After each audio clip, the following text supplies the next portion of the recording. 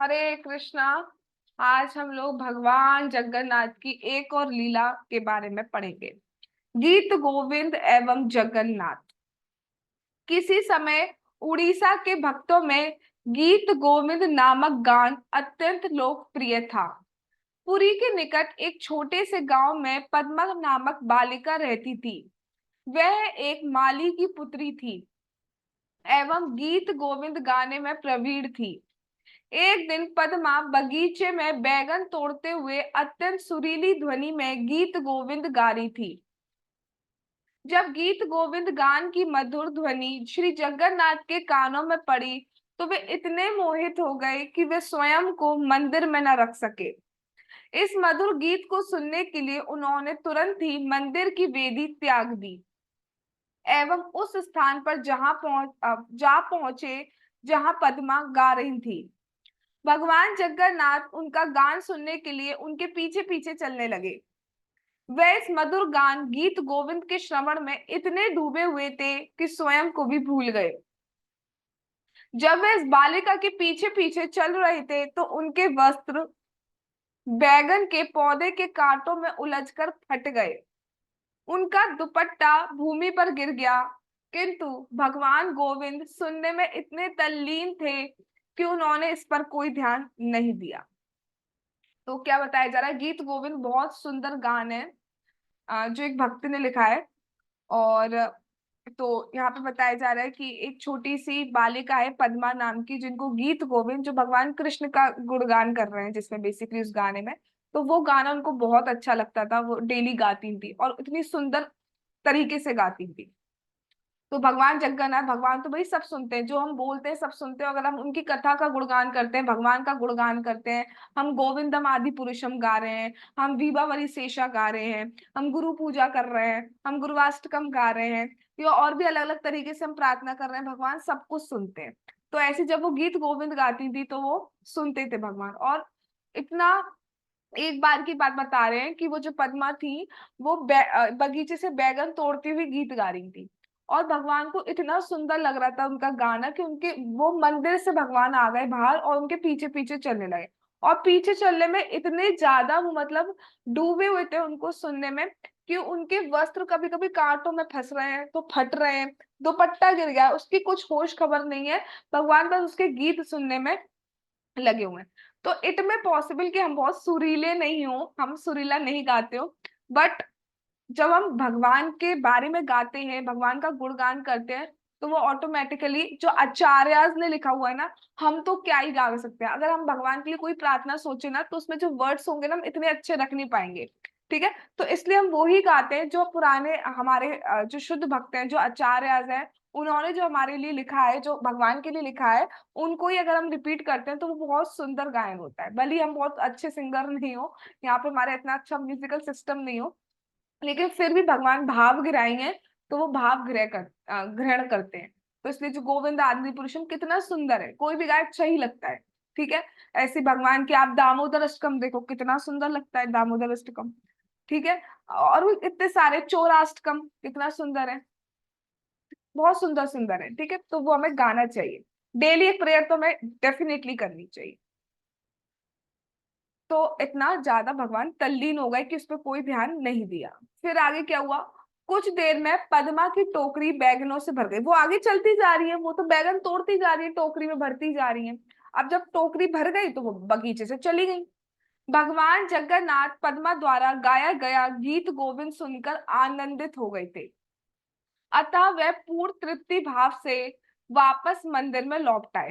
ठीक है, इतने ज्यादा आनंदित हो गए थे। अब पद्मा चली गई तो भगवान भी प्रसन्नचित होकर, और तो भगवान हमेशा प्रसन्नचित रहते हैं, बट आज जब भक्त के मुख से सुनते हैं तो भगवान और ज्यादा प्रसन्न होते हैं। तो सुन के भगवान वापस मंदिर में आ गए। नेक्स्ट मॉर्निंग पुजारी प्रातः कालीन सेवा अर्चना करने के लिए, भैया मॉर्निंग में भाई मंगल आरती करने के लिए पंडित जी आए, पुजारी जी। तो जब मंदिर का द्वार खोला तो क्या देखा, भगवान के वस्त्र तो फटे हुए हैं और दुपट्टा तो गायब है, क्योंकि वो तो भाई बगीचे में गिर गया है ना, तो गायब है।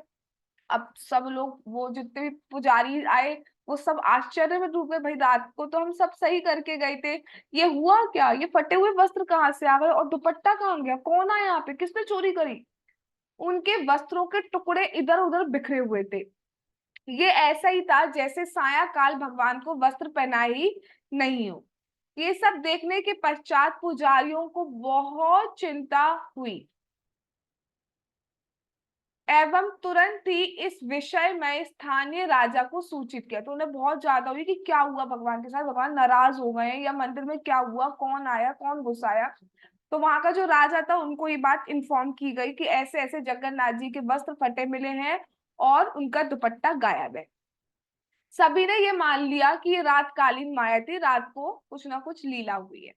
राजा ने उपवास प्रारंभ किया कि कई बार ऐसा होता है कि जगन्नाथ जी, क्योंकि राज्य में क्या चल रहा है उसका उत्तरदायित्व, उसका रिस्पॉन्सिबिलिटी राजा पे होती है, प्रजा क्या कर रही है। अगर प्रजा भक्ति नहीं कर पा रही है तो उसका जो ब्लेम है, क्लेम है, वो भी राजा को दिया जाता है। इसलिए जो सरकार होती है, जो राजा होता है, जो नेतृत्व करता है जनता का, वो भक्तिमय होना चाहिए जिससे कि पूरी प्रजा को भक्ति करने का अवसर मिल सके। पहले राजा ऐसे ही हुआ करते थे। तो उन्होंने उपवास रखना स्टार्ट कर दिया कि मुझसे गलती हो गई, क्या हो गया, भगवान क्यों नाराज हो गए।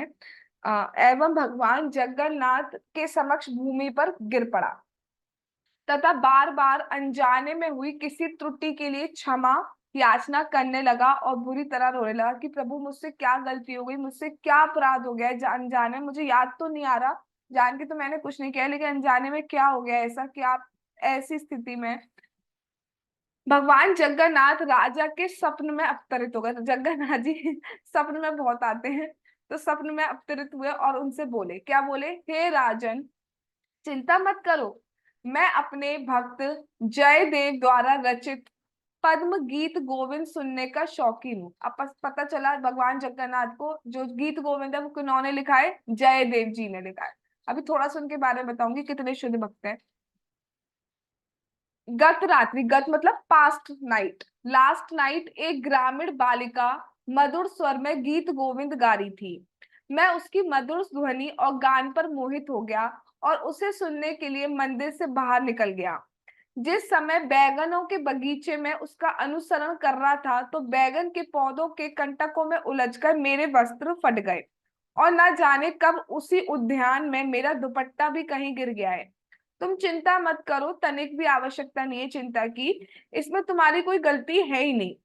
मैं तुमसे निवेदन करता हूँ कि मेरे शयन से पूर्व उस कन्या को प्रतिदिन मंदिर में लाया जाए और वह मेरे समक्ष मंदिर में गीत गोविंद गाए। ठीक है, तो भगवान आते हैं, इसमें समझाने जैसा तो कुछ नहीं है, समझ ही गए आप कि भगवान उनके सपने में आते हैं और पूरी बात बताते हैं कि ऐसे ऐसे ये हुआ, मैं गीत गोविंद सुनने का शौकीन हूँ। तो भगवान जगन्नाथ जी को पसंद करना है तो गीत गोविंद गाना चाहिए, भगवान को बहुत पसंद है। तो भगवान ने क्या कहा कि आपका कोई दोष नहीं है, आपसे कोई गलती नहीं हुई है, बस मैं ये चाहता हूँ कि डेली सोने से पूर्व उस कन्या को लाया जाए और सोने से पहले मैं डेली गीत गोविंद सुनना चाहता हूँ। राजा ने तत्काल ही अपने दरबारियों को उस कन्या की खोज में भेजा, पता लगाया जाए कि वो बच्ची कौन है। जब उनको जो दरबारी जो सैनिक भेजे गए उनको पता लग गया घर का, तो उन्हें बगीचे में भगवान जगन्नाथ का दुपट्टा भूमि पर पड़ा हुआ मिला। तो वो बगीचे में भी गए, बगीचे में देखा कि हाँ, जो कांटे हैं उनमें छोटे छोटे वस्त्र भगवान के फंसे हुए हैं। हाँ, उसी बगीचे में भगवान का वस्त्र भी मिला। तो बात जो है वो प्रूफ हो गई कि ये कन्या है पद्मा और ऐसे इसी बगीचे में भगवान ने ये लीला की है।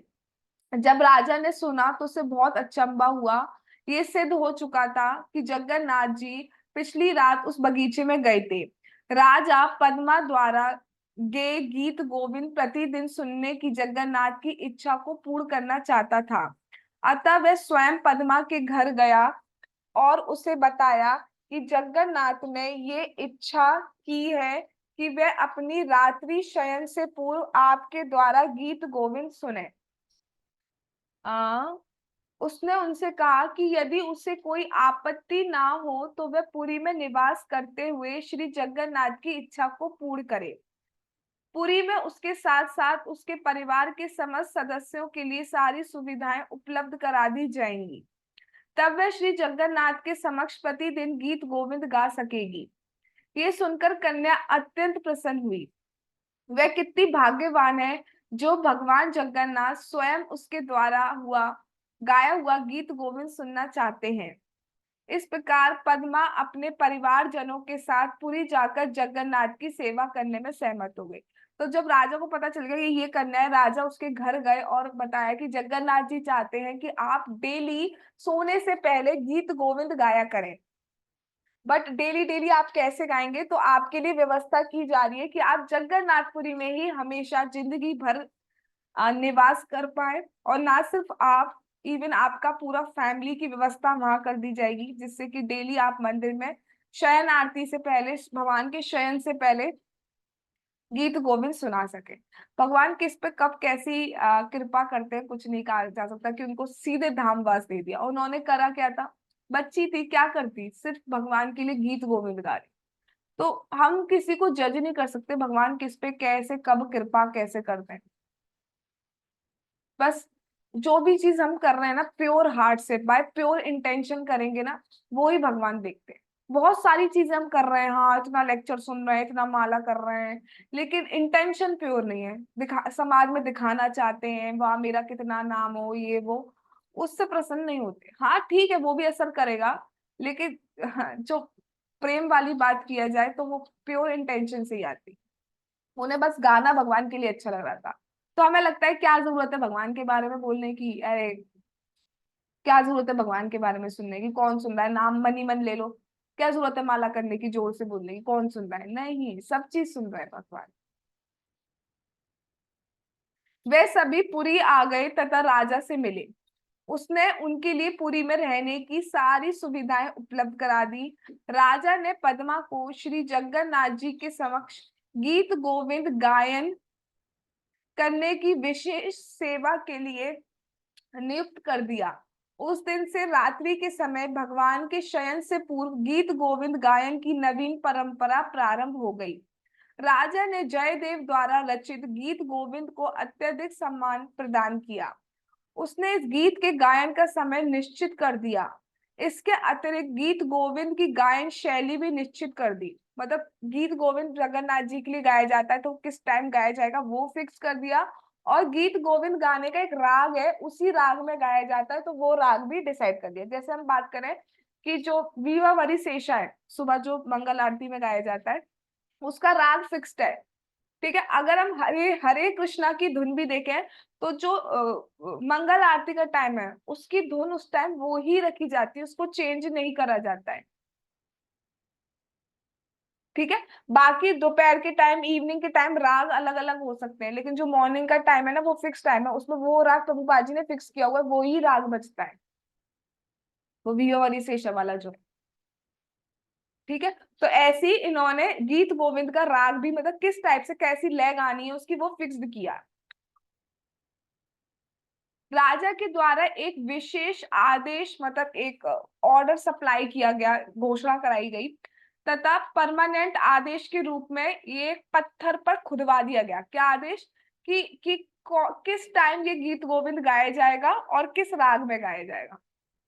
इसके पश्चात सौभाग्यशाली बालिका पद्मा ने भगवान के शयन से पूर्व मध्य रात्रि के समय भगवान जगन्नाथ के सामने गीत गोविंद गाना प्रारंभ कर दिया। पद्मा को देवदासी अथवा भगवान की सेविका के रूप में प्रसिद्धि प्राप्त। तो जैसे भगवान ने उन पर कृपा करी है, वैसे भगवान हम पे करें। उसके लिए हमें भी एफर्ट्स करने होंगे। ठीक है, by the process of chanting Hare Krishna Krishna Krishna Hare Hare, Hare Ram Ram Hare Hare. ज्यादा से ज्यादा भगवान का नाम जाप करेंगे, ज्यादा से ज्यादा भगवान को ग्लोरीफाई करेंगे, भगवान के बारे में सुनेंगे, तो उससे हम प्योर होते जाएंगे, प्योर इंटेंशन हमारी होती जाएंगी। और फिर वो दिन दूर नहीं है जब ऐसे भगवान किसी को आदेश दे दें कि इनको धामवास दीजिए। वो दिन दूर नहीं होगा फिर। जगत गुरु श्रीला प्रभुपाद की जय। श्री श्री गौर निताई की जय। श्री श्री कृष्ण बलराम की जय। श्री श्री ललिता विशाखा राधे श्याम की जय। श्री जगन्नाथ श्री बलदेव श्री सुभद्रा महारानी की जय। जगन्नाथपुरी धाम की जय। हरे कृष्ण महामंत्र की जय। निताई गौर प्रेमानंदे हरि हरि बोल। हरे कृष्णा कृष्ण कृष्ण हरे हरे, हरे राम राम राम हरे हरे। श्री वृंदावन धाम की जय। वाञ्छा कल्पतरुभ्यश्च कृपा सिन्धुभ्येव च पतितानां पावनेभ्यो वैष्णवेभ्यो नमो नमः. All glories to assembled devotees. Hare Krishna.